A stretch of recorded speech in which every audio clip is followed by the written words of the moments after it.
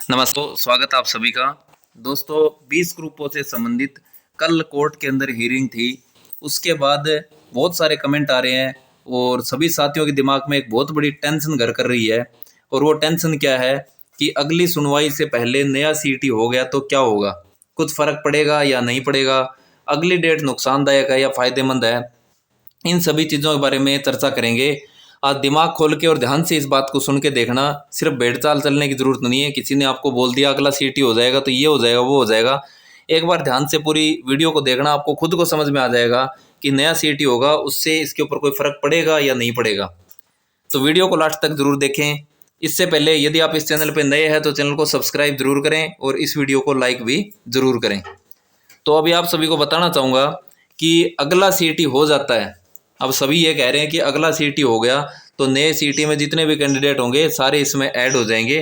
फिर क्या होगा, जो 2 या 3 गुना कैंडिडेट है उसकी जगह 8-10 गुना हो जाएंगे और कंपटीशन बढ़ जाएगा। यानी कि उनका कहने का मतलब ये है कि कोर्ट सीधा ये ऑर्डर दे देगा कि इसको री एडवर्टाइज करो और अगला सीटी हो जाएगा, सारे कैंडिडेट इसमें ऐड हो जाएंगे। अब एक बात बताओ, कोर्ट के पास क्या क्या ऑप्शन है जिससे री एडवर्टाइज की या फिर दोबारा से एग्ज़ाम की नौबत आई। कोर्ट ऐसा तो है नहीं कि मन में आया या बोल दिया। कोर्ट है वो न्याय करेगा, जज साहब है वो न्यायपालिका है तो वो न्याय करेंगे। अगर उनके पास ऑप्शन ये बचता है, जैसे 5 नंबर वाला मामला है, इसकी वजह से वो दोबारा री एग्ज़ाम के लिए कभी नहीं बोलेंगे। अगर रिवाइज रिजल्ट के लिए या फिर री एग्ज़ाम के लिए बोलेंगे तो किसके लिए बोलेंगे, जिसके लिए आप बार बार बोलते हो, पोस्ट वाइज या ग्रुप वाइज। पोस्ट वाइज या ग्रुप वाइज ये एक बहुत बड़ा मुद्दा है जिसके युवाओं को टेंशन है कि पोस्ट वाइज वाला और ग्रुप वाइज वाला मामला है। अभी इसमें ग्रुप वाइज वाली पॉलिसी फॉलो हो रखी है और अगर मान लो दोबारा एग्जाम के लिए जज साहब बोलते हैं तो वो क्यों बोलेंगे, क्योंकि वो कहेंगे कि आपने ग्रुप वाइज वाली पॉलिसी फॉलो कर रखी है, आप पोस्ट वाइज करो।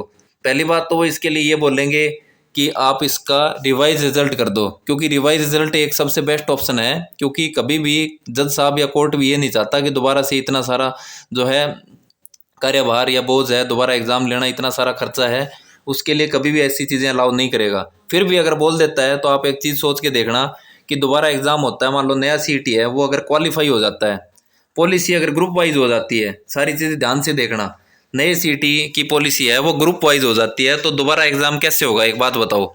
फिर भी ये ग्रुप वाइज ही होगा।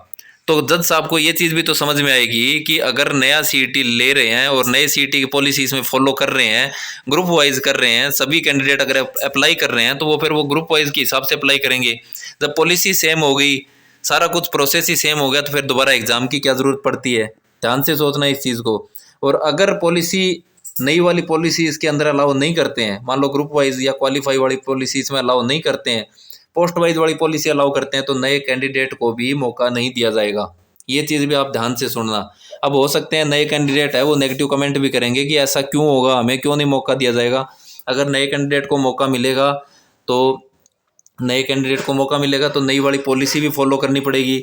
नई पॉलिसी अगर मान लो ग्रुप वाइज बन जाती है, एक बात सोचो, नई पॉलिसी अगर ग्रुप वाइज होती है और ग्रुप वाइज पॉलिसी के लिए ही अगर री एग्ज़ाम होता है तो कोर्ट उसी टाइम उसको डिसमिस कर देगा। क्योंकि ग्रुप वाइज के लिए अगर दोबारा एग्ज़ाम ले रहे हैं तो ग्रुप वाइज तो ऑलरेडी हो रखा है, फिर इसमें दोबारा से कंपटीशन दोबारा करवाने की ज़रूरत क्या है, ऑलरेडी उन्हीं कैंडिडेट का कंपटीशन तो हो ही रखा है।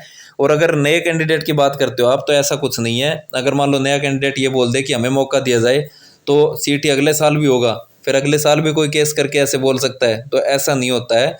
अभी एक बार एग्ज़ाम हो के आपकी ज्वाइनिंग हो चुकी है, अगर ज्वाइनिंग ना हुई होती तो हो सकता है कि सारा काम प्रोसेस दोबारा से हो जाता। ज्वाइनिंग के बाद और बहुत सारे कार्यभार होते हैं जो सरकार के ऊपर या एचएसएससी के ऊपर और बहुत सारी जगह पे दिक्कतें आती है। आपकी सर्विस बुक है, एनपीएस है और है, ये सारी चीज़ें दोबारा से करनी पड़ती है, तो वो सारी चीज़ें कोर्ट की नॉलेज में होती है। बाकी आप इस चीज़ से सहमत हैं, आपको सही लगती है या फिर गलत लगती है, आप कमेंट करके ज़रूर बताएं क्या ये बात सही है या गलत है। और वीडियो को लाइक ज़रूर करें, चैनल को सब्सक्राइब ज़रूर करें। और जो साथी डिमोटिवेट हो रखे हैं तो उन तक ये वीडियो ज़रूर भेजें ताकि उन तक भी ये बात पहुंच सके भी क्या ये चीज़ बात सही है या गलत है।